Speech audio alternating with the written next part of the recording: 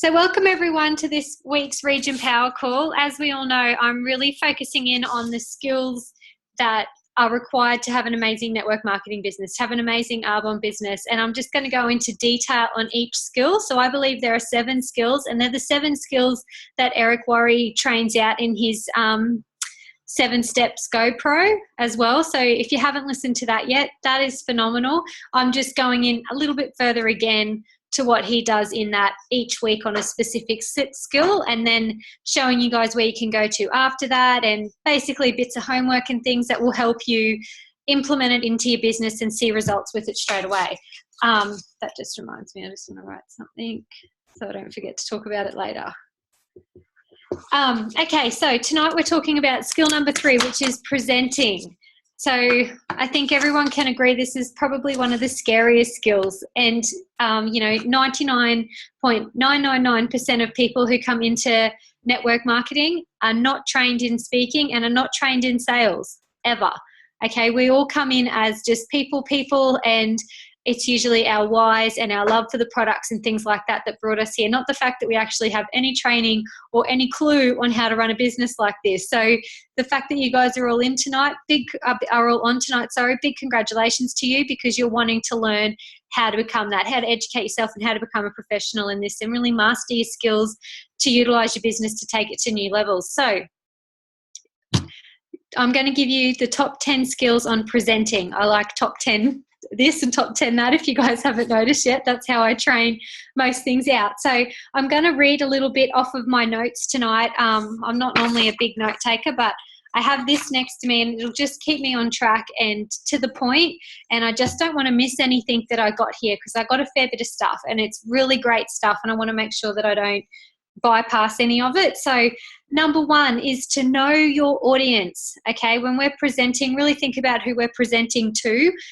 We've always been told it's really powerful to mirror people that you're presenting to, whether it be a one-on-one or, at a product presentation or whatever.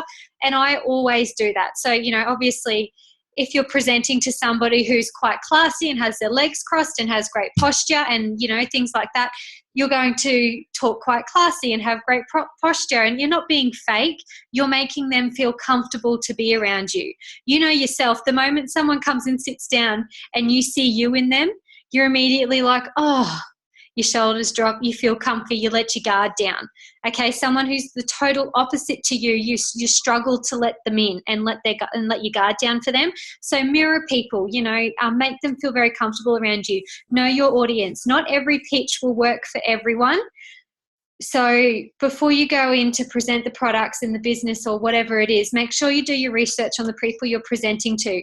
I remember a training I did with Jim Rohn as well once, and he said, the person who presented the business to him, he said if he had been too technical, he wouldn't have listened. It would have gone over his head. If he had been too mystical, it would have freaked him out and he would have ran away.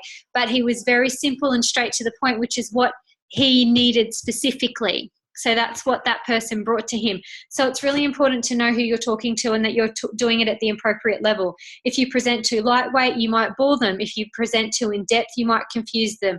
Either way, they'll switch off and your vital words will fall on deaf ears, okay, which is so true. So really know who you're talking to.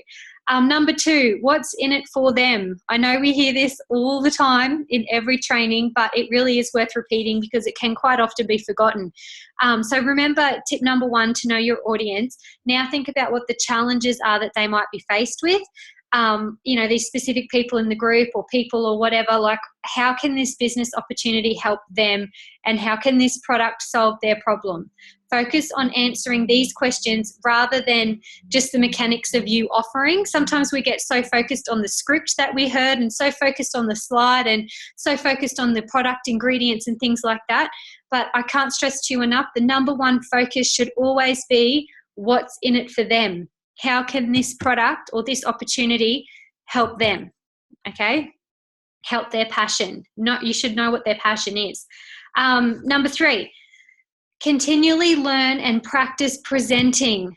I used to do this over and over and over again. If you see my drawer of notebooks where I wrote them out and wrote it out and wrote it out and then practice and practice and practice and recorded myself and learned to stop saying and replace it with so and all different sort of things, or, you know, because they say either replace with so or don't speak at all, and I can't not speak at all. Anyone who knows me, I just can't do that. So I said so. But if you cannot speak, that's another one you can do. But anyway, so one of the most important skills any network marketer can have is becoming an accomplished speaker. It impacts you in so many areas of your life, and it massively increases your self-confidence, which is so true. So many people say to me, I just can't speak in public. It's not something many people are born with. It's like a muscle. You grow it and you can create it. The more you practice, practice makes perfect. Often what we fear is being unprepared in front of people and being put on the spot. So know what you're going to present, and that's half the battle. And obviously the more you say it, the more you're going to know it. Say it to your family at home. Say it to your mirror. Record yourself. Say it over and over and over again until it's like singing a song to you. You just know it so well. And then it becomes natural to just adjust it to who you're speaking to so that you're talking on their terms, if that makes sense, even though it is the same presentation. So where am I up to? The more professionally you can deliver your message, the more it will be received, the more lives you will touch, and the more money you will make. Learning to present is an investment in yourself and can give you the greatest return and capital you've ever invested, which is so true, not just in Arbonne, but in life in general. It will give your self-confidence such a boost when you can learn to speak in front of people. I remember one training with Eric Worre, and he said, it's 10 out of 10, the person at the front of the room holding the whiteboard marker is the person who's making the most amount of money. And it's so true. So learn to be the person at the front holding the whiteboard marker, basically. Okay, number 4, handle doubters well. One of the major fears I hear from nearly everybody when they're learning how to speak in front of people is being faced with the doubters and the people who doubt what they're presenting, the people who bring up negatives, and, you know, people who might dispute you in front of your audience. And we all fear it, and it happens to all of us. It's inevitable. I don't know if there's just like 500 of these people in the world and they just tend to move around all the time. You know, and people that at that party that just have to throw that line out there or do something. But I can guarantee you at some point in your journey, you'll come across one. They're not everywhere, and there is a right way to handle them. Unfortunately, our natural instinct is to argue back, right? And to prove our point and to say why they're wrong and why we're right and why Arbonne is amazing and what they're doing is crap. That's what we initially want to do, right? That's where we initially come from. But it's so important to not do that. Instead, always answer with, you know, like, that's a very good question, and roll off into that from there. Or you have a story. Have you had something to do with network marketing before? Or have you had something to do with our Arbonne products? Or, you know, and let them explain and tell you. They might say, yeah, I did. I bought an RE9 set and my skin didn't really like it, and I tried to get in touch with my PC and I never heard from them again. And it cost me $300 and I was devastated. Okay, no worries. I'm really sorry that happened to you. I would never, ever do that to my client. And there are so many different ranges that we can try, because RE9 can be quite strong on someone's skin who hasn't used a lot of skincare before. It's a very active product, etc., etc. That gives you a window to go in and help. Always leave them feeling like they're right. Always. Okay, always make them feel like they have the upper hand. Be the bigger person. We don't need to triumph on them. I remember one time I did this presentation, and when I got there, I didn't realize, but I walked into a room of 5 beauticians, and when they all told me they were beauticians, you can imagine how I felt. I just pretty much stopped breathing, and this was like the 5th party I'd ever done. And I was like, oh my gosh, I don't know all my ingredients yet. I don't know what everything does. And I was freaking out. And they were asking me these real technical questions on purpose. They were not the nicest ladies in the world, and it was just a bit of an unfortunate experience. But one of them said to me, why don't you go and study to be a beautician so that you actually know what you're talking about? And I just looked at her and I was devastated. I was like, I don't know what to say to you. And I said to her, I thought about it, but I already make more money in my Arbonne business than any beautician makes. And I know that it's only going to grow and grow and grow and grow. So there's just no point for me to do that. And she just, can you imagine how that made all the beauticians around the table feel? Probably the worst possible thing I could have said, right? Made me feel good, yes. Triumphed on everybody sitting around the table. It's the total wrong thing to say. I should not have said that at all. And I left without any sales. I had driven 2.5 hours to this party. I was quite devastated. But some you win, some you learn. And I learned a massive, massive lesson from that. I'd love to go back and rehandle that situation. I would have given her the upper hand and made her feel extremely smart for being a beautician and made her feel like she was even teaching me something, and just getting the products onto her skin and making her feel comfortable with me. She would have fallen in love with them. Who doesn't once they put them on? Okay, that the science and stuff is normally pretty much irrelevant once you put it on and see the results. Okay, so what am I up to? Handling the doubters, that's right. Okay, number 5, show, don't tell. Show the products you're talking about. Let the people feel, smell, and see for themselves instead of just hearing what they're like. If you're making a presentation about the business opportunity or a presentation about anything, remember that your team and your leaders and all of us have put together the most amazing papers and stuff to help you in eye design. So be sure to utilize that, because they will help you threefold with this. But yeah, always make sure that you're showing everybody, not just standing up there talking for an hour. Let them smell and get engaged in the products as well. And when I say engage in eye design, like, make sure you're using the slides so that they can see the people on the slides, and talk about the people on the slides for the real people that they are. You know, show them what we are so that they can feel it, not just see it and hear it. Like, you know what I mean? Does that make sense? Yeah. Number 6, let your guard down. People buy from those that they know, like, and trust. How can they do this if you won't let them in and get to know the real you? You don't have to be perfect. You can talk about your own challenges, beliefs, families, hopes, and dreams. Doing so gives your prospects more opportunity to identify with you and your similarities and etc. And you can build rapport like that. So that's so important. This business is so much about building relationships with people and building rapport. And trust me, the real you is the most beautiful you can show somebody, and people can see that. Vulnerability is amazing. Okay, so let your guard down and just be you. Number 7, stories instead of facts. When we get excited about our products, we often dive into the features of the products and what works and why. So, for example, we might start to go into serious depth about the RE9 and the ingredients and what every single ingredient does and why it's so phenomenal. And we've been talking now for 10 minutes on the RE9, and you might notice that your prospects and stuff are starting to drift away a little bit. Okay, the reality is it's quite boring unless they're like a lab professor or somebody who finds that stuff exciting, a chemistry teacher or something. 9 times out of 10, people are going to start to drift off. Probably not the best way to open up a presentation. People just want to see the results. They want to feel the results, see the results, and hear stories about the result. The best way to illustrate what we have is through telling stories. Use your own story or a case study or someone you know. Use emotion words. So, you know, if you're using an example of one of your clients and how the acne range changed their skin, when you're presenting, tell people how that made them feel. You know, tell people that your client contacted you and said that they hadn't felt this great in their own skin in years. That's what sells, okay? Not my client just loves it because it has this, and this ingredient in it and it's amazing and it's active and it's this and it's that. Okay, does that make sense? Like, when you talk from that stories level, people really relate to that and they'll engage in that. And there's plenty of time to get to details and stuff later. People just want to know about the results and they want to know the bottom line. Remember, facts tell, stories sell, and you want to move your audience, which brings me to number 8. Make them laugh. When people laugh, they feel more relaxed. Every situation has a humorous side. Everyone, I just told that beautician story and I could see you all laughing.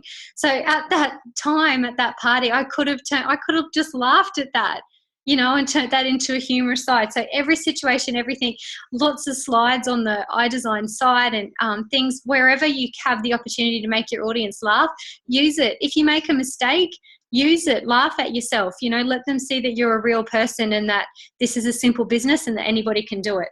It's a golden rule to move people, make them laugh, make them cry, and then they buy. And it's so true. This is something I aim to do in every presentation because it means I've moved my audience emotionally. I appreciate this is an advanced technique, but if you learn how to do it, you'll increase your success rate extraordinarily. You really will, okay? Get on an emotional level with everybody. Number 9, don't tell, ask. Instead of telling your prospects everything, get them answering questions, okay? And you'll notice this when we listen to Discover Our Bonds by Debbie Neal and Donna Johnson and Cass's Discover Our Bonds. There's lots of questions in there, which is really great. And when you go and see Cass and Christy and, you know, your vice presidents present live, they say lots of questions. I'm laughing at Anthony. I can see you, by the way. Anyway, moving on. Where was I up to? I was distracted. Yeah, you'll notice that they ask lots of questions throughout their presentations, and it's very, very effective. It really engages your audience in what's going on and gets them to listen more. So as an example, instead of saying to everybody, 1% of the population retires financially free, say, do you know let me start that again. Do you know the percentage of people today retiring financially free? Everyone, and give them a chance to answer. Everyone will sort of think about it and go, you know, it's 1%. So it's a lot more powerful. You get your audience a lot more engaged as well. And number 9, give them a reason to act now. Again, not being salespersons, many network marketers give a great presentation and then wimp out without asking for an order, which is so true. We all do it, every single one of us, especially in the beginning of our business. We have no sales training, so don't beat yourself up over this either. Remember that you're learning, you're an apprentice, and the fact that you're on tonight and learning and you're giving it a go, every failure brings a seed of learning, which is leading towards success, which is progress in every sense of the word. So, what was I talking about? Oh yeah, giving a reason to act now. Sorry, I got off on my own little tangents. I was going to start talking about being proud of your failures and realised it was not on track at all. Your prospect's motivation will never be higher than it is at that moment at the presentation. That is your main chance to sell the product. So do whatever you need to do to bring it home then. You need to learn to close strong. It's so, so important. You just went to all that effort to get the party, to secure the party, to get people there. To not close strong is just, don't do it to yourself, okay? You just wasted all of that time. Think of reasons why they should place their orders today. Some people's reasons might be because they're offering a special bonus, or a price is about to increase, or there's an ordering deadline coming up, so they need to get their goods in sooner, or you're placing an order, so if they order now, you can put it with yours and save on postage. You're offering a discount on all orders placed today, or you're seeing someone else who could become a distributor and will go beneath them. Whatever it is, tell them and secure the sale, okay? So true. And that's quite, if you check out iDesign as well, there's a tile on how to do a strong close. It's done by our awesome Nicole Barrett. So check it out because it's phenomenal. You'll get so many tips from that. So I just wanted to touch really quickly on, I suppose you could call it homework in a way. I don't like saying that because I feel like I'm your teacher or something. But a few things that I want to give you guys to take home to do purely because it will grow your business amazingly. So number 1 is to find an accountability partner.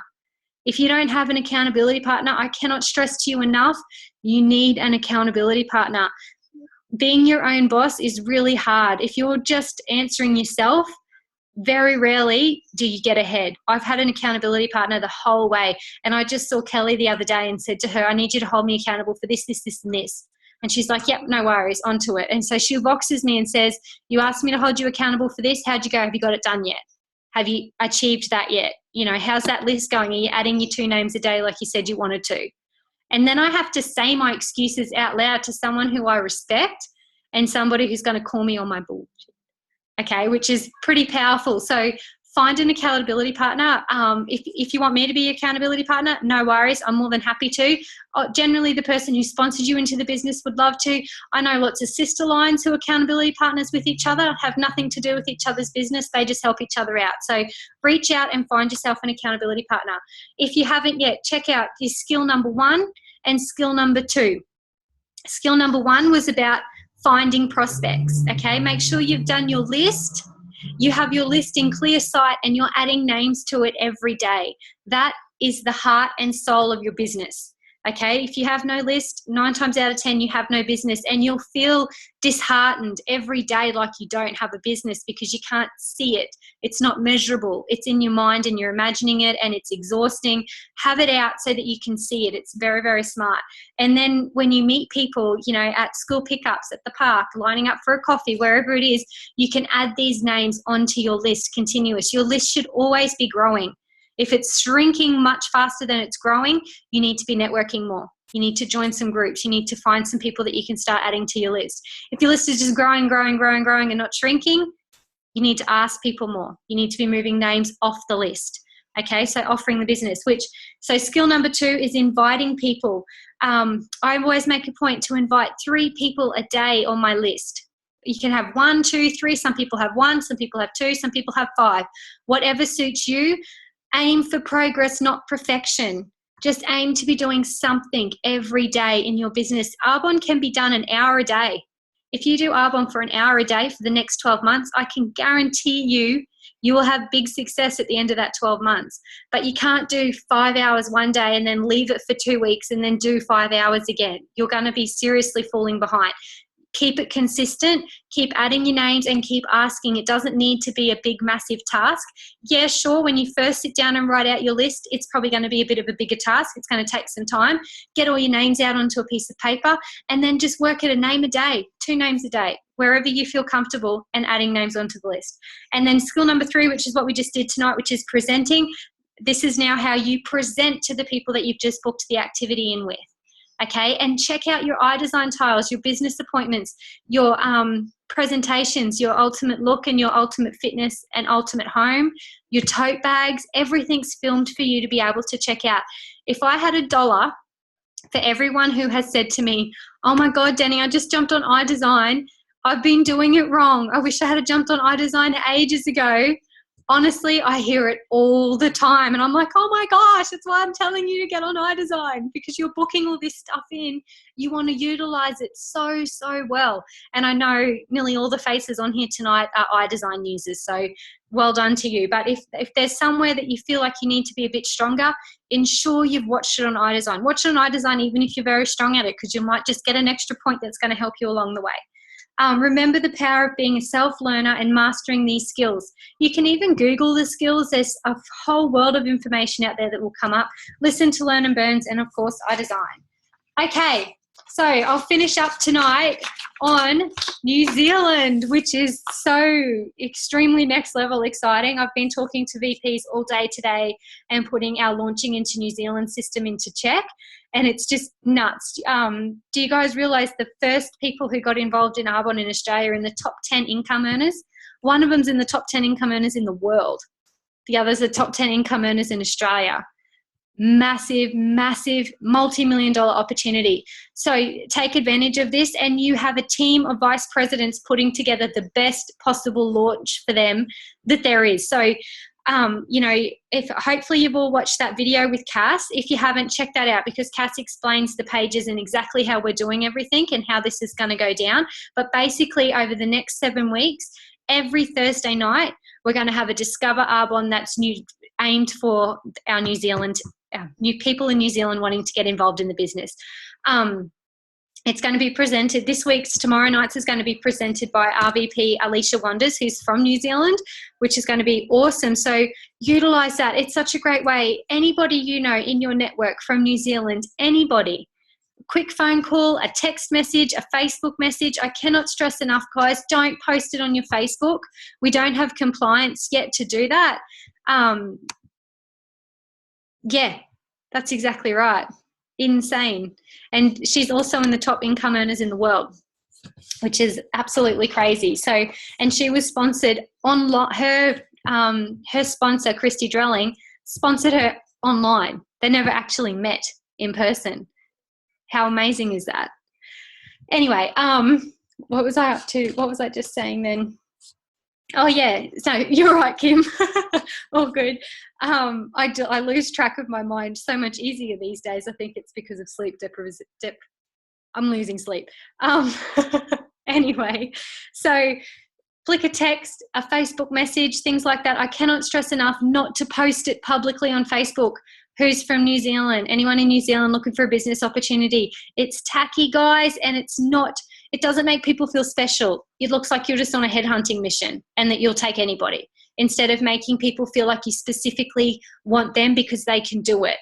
Okay, it's also against compliance. So just a little fun fact with that as well. So private message people, something as simple as, hi, I'd love to offer you an opportunity that's coming to New Zealand. It's ground floor and I would love to show you. And I would love you to listen to it because I would really love to hear your feedback. Let me start that again. I'd love to offer you an opportunity that's coming to New Zealand. It's ground floor and I would just love you to listen to it because I would really love to hear your feedback. It's done wonders for me in Australia. Please jump on this call. Here's the link. That simple. Send it to everybody that you know, personalize it. You can add a compliment in there and things like that. That's always great. I thought of you because of this, because you're such a people person, or you've always been so beautiful, and I've always noticed how kind you are to everybody and how hardworking that you are, etc. But make sure you've watched Cass's video and checked it out. If you want to be added into the New Zealand page, let your RVP know so that they can add you in there, so that you can then add in your business builders that are coming through from New Zealand. It's not like a welcome to the team page. It's not somewhere to add people who might be interested. It's to add people who are like, yep, I'm signing up when that comes here to New Zealand. That's what that page is for. The links are to get people interested so that they can hear about it and know what's going on. Okay. Yeah. It is. It's so simple. It's everything's done for you, which is awesome. Okay, so check out that video with Cass and really go through. Yes, I will. I'll add everybody into there. Everybody who asks me to add them in. So that's it from me tonight, guys. Make sure you check out that video from Cass. Can't stress that enough. Does anybody have any questions before we close up tonight? Has everyone got an accountability partner in mind that they're going to reach out to?